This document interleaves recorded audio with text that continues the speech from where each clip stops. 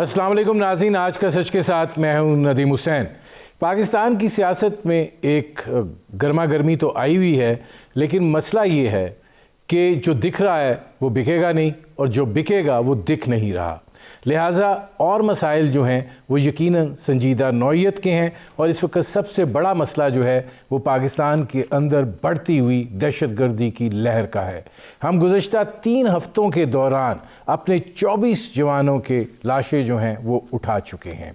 ये बहुत से सवालों को जन्म दे रहा है, चूँकि अफ़गानिस्तान की सरज़मीन जो है वो पाकिस्तान के ख़िलाफ़ इस्तेमाल हो रही है और होने वाले हमले जो हैं वो चूँकि उस जानिब से हो रहे हैं, लिहाजा और टांडे भी जो हैं वो वहीं जाकर मिलते हैं। तो ये इस बात का मतकाज़ी है कि इन सवालों को ज़रा देखा जाए कि क्या ये जो सोच थी कि अमेरिका के जाने के बाद और तालिबान के आने के बाद, हुकूमत संभालने के बाद पाकिस्तान को अपने बैकयार्ड में जो मसाइल दरपेश हैं वो ख़त्म हो जाएंगे, हल हो जाएंगे या कम हो जाएंगे, ये खुश फहमी पर मबनी मामला था। क्या तालिबान और TTP जो है उसके ताल्लुकात को हमने गैर ज़रूरी तौर पर कम तर सूरत हाल में देखा? और अब जो कुछ हो रहा है इसके नतीजे में क्या इस बात को मान लिया जाए कि अफ़गानिस्तान के अंदर तालिबान का कंट्रोल उस तरीके से नहीं है जिस तरीके से था, और वो तालिबान ने जो कोशिश की थी कि एक TTP के साथ मामलात जो हैं वो तय पा जाएँ, मुज़ाकरात का अमल हुआ और फिर लड़ाई है, और ज़ाहिर है कि अब ये खुली लड़ाई में तब्दील होती हुई दिखाई दे रही है और इसके नतीजे में यकीनन जहाँ उनको नुकसान पहुँचा है वहाँ हमें भी नुकसान पहुँचा है। लेकिन एक चीज़ और भी इस पे बात करने की है कि क्या ये मौका नहीं आ गया है कि हम जहाँ पर ये अनासर जो हैं वो पाकिस्तान के सरहदी इलाकों में मौजूद हैं और इन कार्रवाइयों के लिए उनको ठिकाने बने हुए हैं, उनको जो है स्ट्राइक डाउन किया जाए। पाकिस्तान के पास ये सलाहियत भी है और अहलियत भी है, तो क्यों हम उनको अंदर आने की इजाज़त दें और फिर इस तरह की सूरत हाल जो है वो दरपेश हो। एक और चीज़ इसके अंदर देखनी है और वो ये है कि जिस प्रोफेशनल तरीके से ये सारा काम हो रहा है और जो असला इस्तेमाल हो रहा है, यकीन ये वही असला है जो नेटो अफवाज और अमरीकी अफवाज छोड़ कर गई हैं, लेकिन क्या दाइश का जो अंसर है उसको हम यकसर सरफ नज़र करके गलती तो नहीं कर रहे हैं? ये वो सूरत हाल है जिस पर करेंगे बात। आपका अपने मेहमानों से तारुफ़ करवाते हैं। हमारे साथ मौजूद है रुस्तम शाह मेमन साहब, मुमताज़ तजिया नगार हैं और अफ़गान अमूर के माहिर हैं। हमारे साथ मौजूद हैं air marshal retired Masood Akhtar साहब, मुमताज़ तजिया नगार हैं। रुस्तम शाह मेमन साहब, ज़रा आपसे शुरू कर रहा हूँ, ये फरमाइएगा कि ये जो सोच थी कि अमेरिका के जाने के बाद अफ़गानिस्तान में जो तब्दीली आई है ये इतनी बड़ी कामयाबी है और इसके फ़वाइद जो हैं वो पाकिस्तान को हासिल होंगे, ना अफ़गानिस्तान की सरज़मीन हमारे ख़िलाफ़ इस्तेमाल होगी और ना हमें उस तरीके से दहशतगर्दी का सामना होगा। क्या आप समझते हैं कि ये सोच या ये तजिया जो है ये खुशफहमी पर मबनी था? नहीं, सोच तो बिल्कुल सही थी, लेकिन हम जो वहाँ पे मारूज़ी हालात हैं, जो ऑब्जेक्टिव रियलिटीज़ हैं, जो ग्राउंड रियलिटीज़ हैं, उनको हम नज़रअंदाज नहीं करेंगे। पहली बात यह है कि इस वक्त अफ़गानिस्तान में एक बड़ा ख़तरनाक वॉइड है, एक खला है, एक वैक्यूम है। तालिबान की हुकूमत अभी अपनी रेट कायम करने में कामयाब इसलिए नहीं हो सकी कि वहाँ जो पुलिस फ़ोर्स है वो डिसइंटीग्रेट हो गई है, वहाँ जो उनकी फ़ौज थी वो डिसइंटीग्रेट हो गई है। सूरत हाल ये है कि जो पुलिस का काम है वो तालिबान के वॉलंटियर्स अंजाम दे रहे हैं, जिनको न कानून का इल्म है न उनको कुछ पता है कि क्या करना है क्या नहीं करना। बाद औक़ात वो गलतियाँ भी कर जाते हैं। उसके साथ साथ दूसरा फैक्टर बड़ा ये है कि वहाँ पे तहरीक तालिबान अभी तक है, ये नहीं है कि उनके कोई कैंप हैं, वो इंडिविजुअली इधर उधर एक वैली में दूसरी वैली में वो रहते हैं, लेकिन चूँकि उनकी तरबियत हो चुकी है इसलिए उनमें ये कैपेबिलिटी है कि वो चूँकि इलाक़े से वाकिफ़ हैं इसलिए वो वार कर सकते हैं। तीसरी बात यह है कि वहाँ पे TTP के अलावा जो फ़िदाई महाज है और जो दाइश है उनको भी एक मौका मिल गया है, क्योंकि साबिक़ा हुकूमत ख़त्म हो गई, नई हुकूमत के जो सिक्योरिटी फोर्सेस हैं वो डिसइंटीग्रेट हो गए हैं। एक ख़तरनाक, जैसे मैंने अर्ज़ किया, वैक्यूम है जिससे वो फ़ायदा उठा रहे हैं। मैं आता हूँ रुस्तम शाह मेहमद साहब, 3 फैक्टर्स आपने गिनवाए। अब मसूद अख्तर साहब ये फरमाइएगा कि ये तज़िये में था कि ये हालात पैदा होंगे और इन हालात के नतीजे में हमें जो है वो मसाइल का सामना करना पड़ेगा। उस वक़्त के DG SI फैज़ हमीद साहब तो पहुंच गए थे और उन्होंने कहा था कि सब ठीक हो जाएगा, फ़िक्र की कोई बात नहीं। वो तस्वीर, वो चाय जो है उसका बड़ा शोर भी हुआ था। लेकिन ये जो अब हम फेस कर रहे हैं, क्या ये कैलकुलेशन में नहीं था? मेरे ख्याल में सबसे पहले तो रुस्तम शाह साहब बड़े कोना मश्क सफारतकार रहे हैं, बहुत तजुर्बाकार हैं, मगर मैं एक ऑल्टरनेट व्यू दूंगा। नंबर 1, आई थिंक हमने टोटली सिचुएशन को मिसरीड किया। नंबर 2, हम हमेशा से अफगान तालिबान को मिसरीड करते रहे हैं, हमारी जो असेसमेंट थी वो हमेशा गलत निकली। नंबर 3, याद रखिए कि रिलीजन के बेसिस पर हम कभी भी कोई ताल्लुकात कायम नहीं कर सकते। इस मुल्क के अंदर, हम अपने मुल्क के अंदर नहीं कर सकते तो बाहर क्या करेंगे? मशरकी पाकिस्तान हमसे अलहदा हो गया जब हमने कहा था कि हमें मजहब इकट्ठा रखेगा। और सबसे बड़ी चीज के हुकूमत चलाने के लिए याद रखिए नदीम साहब, कुछ फाइल पुशिंग करनी पड़ती है, कुछ लिखत पढ़त करनी पड़ती है। हमारी इतनी तजुर्बाकार और पुरानी ब्यूरोक्रेसी है, वो नहीं कर पा रहे। और क्या नहीं कर पा रहे? जब तालिबान काबुल के लिए लड़ रहे थे तो उनकी स्ट्रैटेजी और पॉलिसी बड़ी सादा थी। टेरराइज करें, कैप्चर करें, रिश्वत दें, लोगों को दहलाएं और कब्जा करें और काबुल पे चढ़ दौड़ें। आज हुकूमत चलाना एक इंतहाई पेचीदा अमल है उन लोगों के लिए जो स्टेट क्राफ्ट नहीं सीखेंगे। पाकिस्तान के सियासतदान अगर स्टेट क्राफ्ट नहीं सीखते तो मेरे ख्याल में, और ये हमारे सारे मसाइल हैं। काबुल वाले लोग, जब याद रखिए कि तालिबान मार्क 1 भी जब आए थे तो वो इसी तरह थे और 2.0 भी इसी तरह से हैं। खाना जंगी के हालात वहां हो सकते हैं, वहां पे बहुत सारे और फैक्शंस हैं। और याद रखिए कि तालिबान 1.0 के वक्त दाइश और आइसिल और इस्लामी रियासत नहीं थी। आज जब ये भी अनासर आ गए हैं और वो बड़ी ताकत में हैं और तालिबान बहुत कमजोर हैं, तो तालिबान का काम ही कि सारों को इंटीग्रेट करके कौम बनाना है। पाकिस्तानी अगर आज तक हम फेल होते रहे हैं एक हम इंटीग्रेटेड कौम बना सकें, तो मेरे ख्याल में तालिबान को, हमें हमारी बहुत सारी खुशफहमियां थी। हमने देखा कि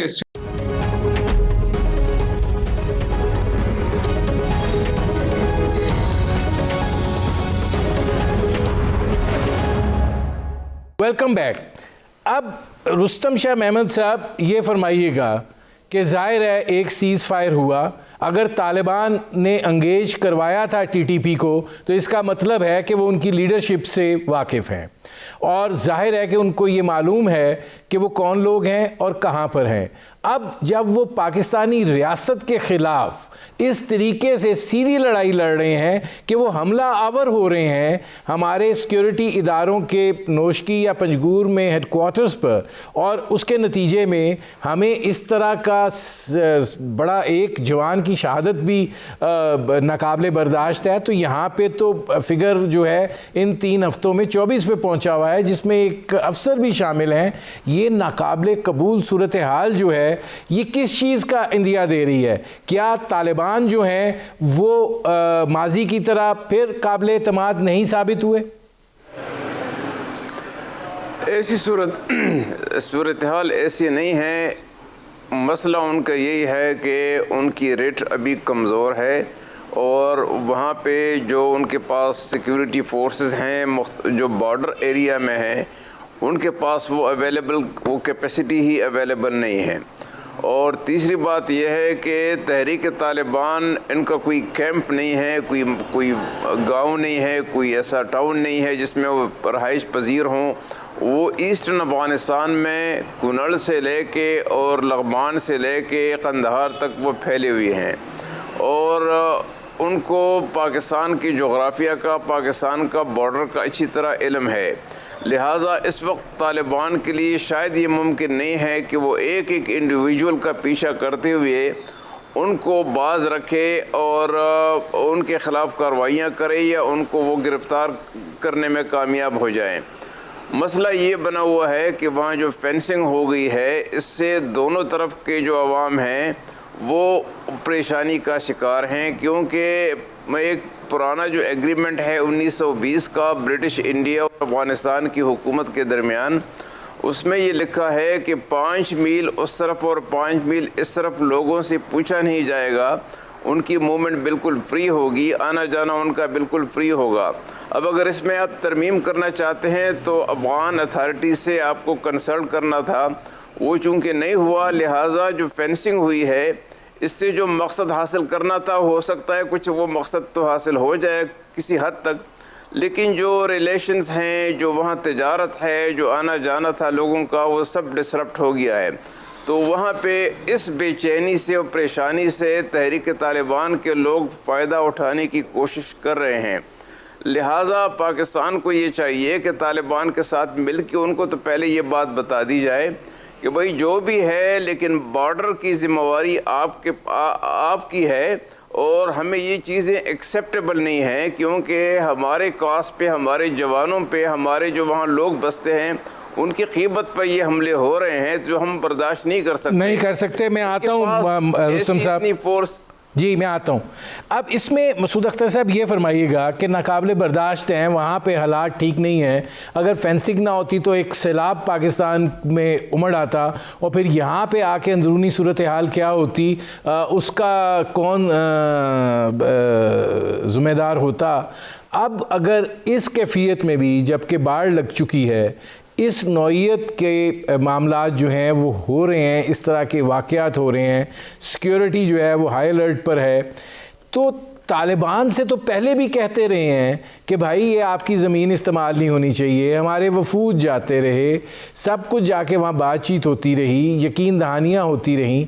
लेकिन मैं आपसे एक सवाल करना चाहता हूँ मसूद अख्तर साहब कि अगर हमें पता है कि ये इंटेलिजेंस बेस्ड हमारी इतनी स्ट्रॉन्ग है वहाँ पे कि हमें पता है ये तहरीक तालिबान कहाँ है, तो हम क्यों नहीं इनको स्ट्राइक करते?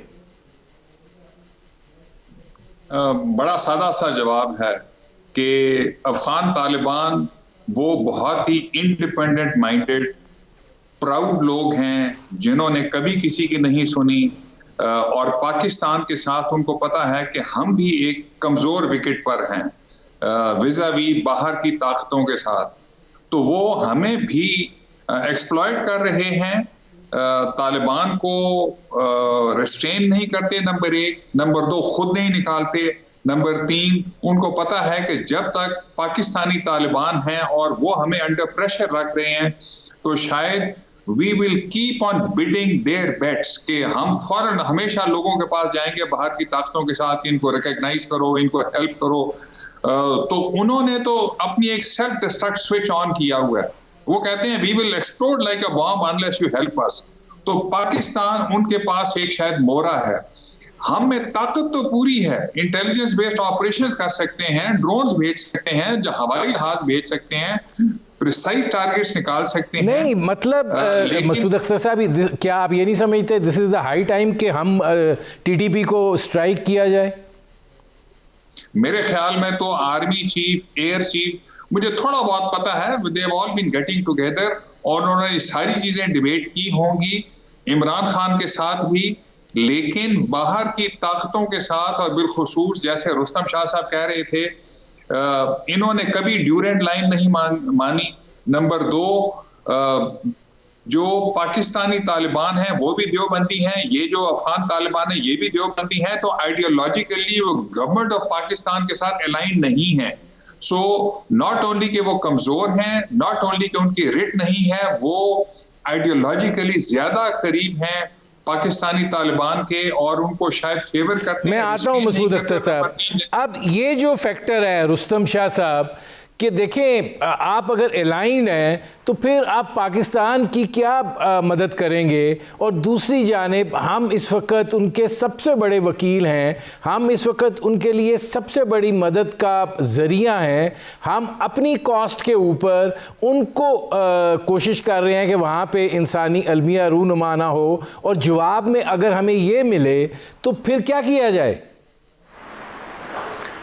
देखिए, अफ़गान तालिबान और तहरीक तालिबान पाकिस्तान दो अलहदा एंटिटीज़ हैं। अफ़गान तालिबान 1994 में उस वक्त मंजर पर आए जब वहाँ पे एक एनार्की थी अफ़गानिस्तान में, और हर सूबे में अपनी हुकूमत बनी हुई थी और लोग नाला थे, वो किसी सेवियर की तरफ देख रहे थे कि कोई आए हमें सिचुएशन से निजात दिलाए।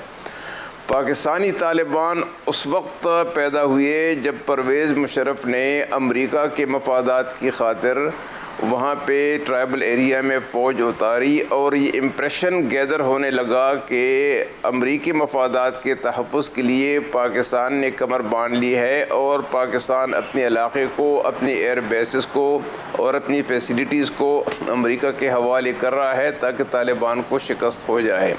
तो उसके रद्द-ए-अमल के तौर पे तहरीक तालिबान बनी। तहरीक तालिबान की हायरार्की, उनके ऑब्जेक्टिव्स, उनकी लीडरशिप, उनके मकासद बिल्कुल मुख्तलिफ हैं। अफ़गान तालिबान का गोल यही था कि फ़ॉरेन फोर्सेस को निकाला जाए और वहाँ पे एक इस्लामी निज़ाम कायम किया जाए। दूसरी बात यह है कि आपने ये पूछा कि उनको आप स्ट्राइक क्यों न करें। उनकी कोई, जैसे मैंने पहले अर्ज़ किया कि कैंप कोई नहीं है, कोई ऐसे गांव नहीं है जिसमें वो रहाइश पजीर हैं, जहाँ पे वो ट्रेनिंग लेते हैं, जहाँ पे वो रहते हैं, वो स्कैटर्ड हैं। उन लोगों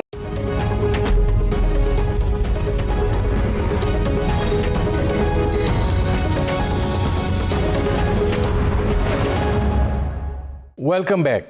अच्छा मसूद अख्तर साहब, अब पहले ज़रा इस पे बात कर लें, फिर अगला मरला भी आ जाएगा कि जो रुस्तम शाह महमूद साहब कह रहे हैं कि स्ट्रेटिजिकली शायद ये पॉसिबिलिटी नहीं है, वो बिखरे हुए हैं। अगर बिखरे हुए हैं तो फिर इतने ऑर्गेनाइज्ड हमले जो हैं वो किस तरीके से मुमकिन हैं, और क्या ये बलूचिस्तान की जो मुकामी इंसर्जेंसी है और जिसके अंदर BLA भी शामिल है, ये फिर इन एंड आउट इकट्ठा हुआ है? बिल इन एंड आउट तो नहीं इकट्ठा हुआ। याद रखिए कि अब पाकिस्तानी तालिबान और BLA जो हैं वो, उनकी स्ट्रैटेजी या हिकमत अमली बड़ी सादा सी है। वो कहते हैं कि वो जितना भी फैलाएंगे इंसर्जेंसी को उनके लिए उतना ही अच्छा है। नंबर 2, वो हमेशा अटैक करते हैं to kill people, to terrorise people, दहशतगर्दी फैलाने के लिए।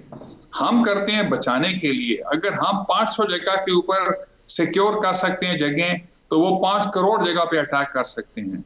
सो उनके लिए ये रुस्तम शाह साहब का कहना सही है कि वो फैले हुए होंगे, टारगेट्स आसान नहीं है, मगर मेरे ख्याल में अगर अफगान तालिबान हमारे साथ कोलैबोरेट करें, जो कि नहीं है वो तैयार, कोलैबोरेट करें, और आजकल इंफॉर्मेशन डोमिनेंस की दुनिया में कोई इंफॉर्मेशन रुक नहीं सकती। हर लोग इस्तेमाल करते हैं सेल्स को, टेलीफोन्स को, हर चीजें हो रही होती हैं।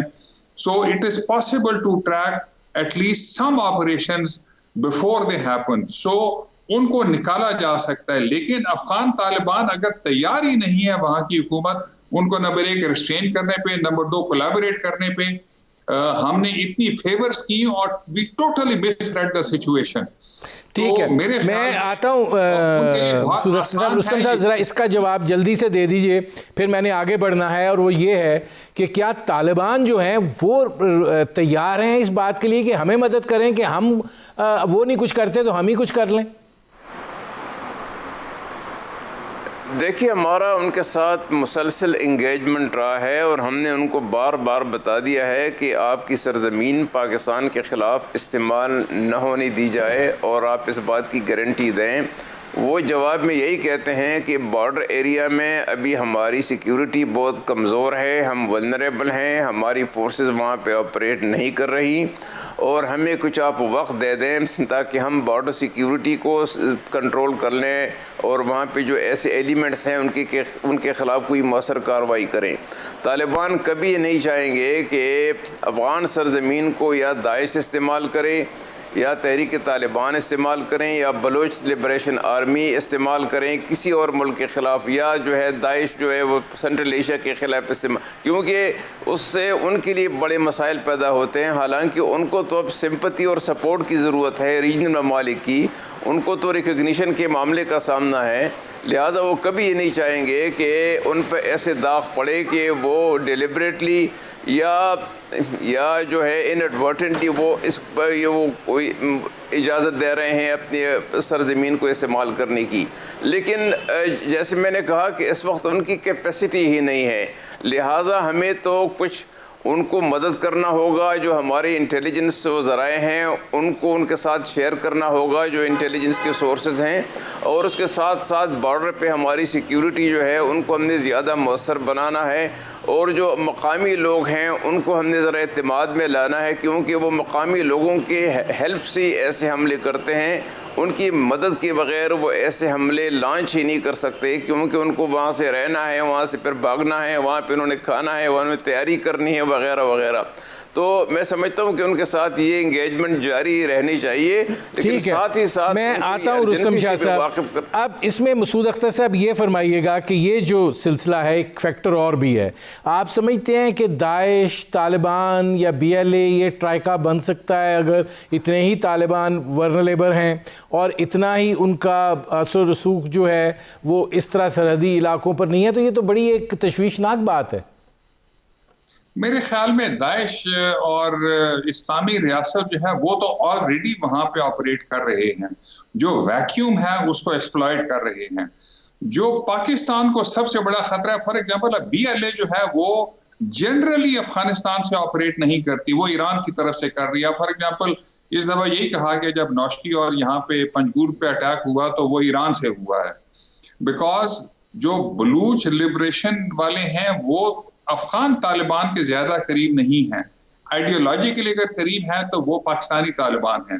जो अलायंस बन सकती है, और मेरे ख्याल में पाकिस्तानी रियासत जो खाइफ है, और हमने अपनी कौमी सलामती पॉलिसी में भी एटलीस्ट ओवरटली जो रिवील हुई है कुछ नहीं लिखा कि हम TTP को, TLP को कैसे कंट्रोल करेंगे, हम जंग करेंगे, खत्म करेंगे, उनको डिग्रेड करेंगे, उनको कंटेन करेंगे। इसी वजह से कि अगर इकट्ठे हो सकते हैं तो पाकिस्तानी तालिबान हो सकते हैं, अफगान तालिबान उनको रिस्ट्रेन नहीं करेंगे अगर सपोर्ट नहीं भी करते, और अगर हमारे लश्कर और जैश उनके साथ मिल जाते हैं जो वंस अगेन देवबंदी हैं। ठीक है मसूद अख्तर साहब, मेरे पास चूँकि अब थोड़ा टाइम रह गया है, इसमें रुस्तम शाह मेमन साहब, क्या दाइश के मामले को भी लाइट लिया जा रहा है? नहीं, दाइश का मामला बहुत ही ख़तरनाक है। उसकी वजह यह है कि दाइश चीन के लिए, चीन का जो वेस्टर्न सूबा है सिंकियांग, रूस के लिए, रूस के जो सेंट्रल एशिया ममालिक से जो बॉर्डर मिलते हैं उनके लिए, और ईरान, तीनों के लिए दाइश सबसे बड़ा ख़तरा है। और यही वजह है कि चीन, रूस और ईरान तालिबान से ताल्लुकात बढ़ाने की कोशिश कर रहे हैं, क्योंकि उनको ये यकीन है कि तालिबान की हुकूमत ही दाइश का कला कमा कर सकती है अगर उनकी गिरफ्त मजबूत हो जाए सारे मुल्क पे। तो दाइश सबसे बड़ा ख़तरा है, बाकी ख़तरात उनके मुकाबले में बहुत ही कम हैं। और उनका ऐसी भी है कि चूँकि चीन और रूस और ईरान बड़े ममालिक हैं और तालिबान का उनके साथ जो है वो उनके साथ ज़रूर उनको ताल्लुकात बढ़ाने होंगे, तिजारत भी है, फिर पॉलिटिकल रवाबित भी हैं, फिर जो CPEC वगैरह के मामले भी हैं और मामलात भी हैं। तो इसलिए तालिबान कोशिश करेंगे कि दाइश का ख़ात्मा कर दिया जाए। दाइश को अच्छी तरह ये इल्म है, इसलिए उनको पता है कि जैसे ही तालिबान की हुकूमत मजबूत हो जाएगी हमारे लिए अफ़गानिस्तान में रहना नामुमकिन हो जाएगा। इसलिए वो इस वाइड से फ़ायदा उठाते हुए जितने भी हमले कर सकते हैं वो कर रहे हैं, ताकि अपनी धाक बैठाई जाए, और उसके बाद जब वो हुकूमत उनके ख़िलाफ़ काउंटर कोई वो शुरू कर ले तो उसके बाद वो या भाग जाएंगे या सरेंडर हो जाएंगे। ठीक है। अच्छा, अब इसमें मसूद अख्तर साहब, लास्ट वर्ड्स आपको क्या लगता है कि ये जो अब मामला है, पाकिस्तान के पास क्या ऑप्शन है? नंबर एक, याद रखिए, अफगानिस्तान से कोई खैर की खबर नहीं आने वाली, वो सेटल नहीं हो सकते, उन्होंने वो तरीके नहीं सीखे स्टेट क्राफ्ट के कि कौम बन सके। नंबर दो, वो रिस्ट्रेन नहीं करेंगे अफगान तालिबान को। नंबर तीन, Pakistan will have to fend for itself. America को ऑलरेडी हमने ना कर दिया हुआ है, और उसके बाद हमें कोई खैर की खबर आनी, सो हमें अंदर से मजबूत होना पड़ेगा, हमें क्लियरली एक पर्पस देना पड़ेगा कि तालिबान और टीएलपी को हमने कंटेन करना है, डिग्रेड करना है, खत्म करना है, या क्या करना है। ये पर्पस हमने नहीं दिया, ये बड़ी मुश्किल जंग होगी। ठीक है, और आने वाले वक्तों में बहुत एक इम्पॉर्टेंट टूर आ रहा है अगले 3-4 दिनों में, देखते हैं कि उसके असरात क्या होते हैं। नाज़रीन, मेरे प्रोग्राम का वक्त ख़त्म हुआ। आपने हमारे पैनल के शुरका की गुफ्तगू सुनी। अब तक के लिए इतना ही, इजाज़त दीजिए। अल्लाह हाफ़िज़।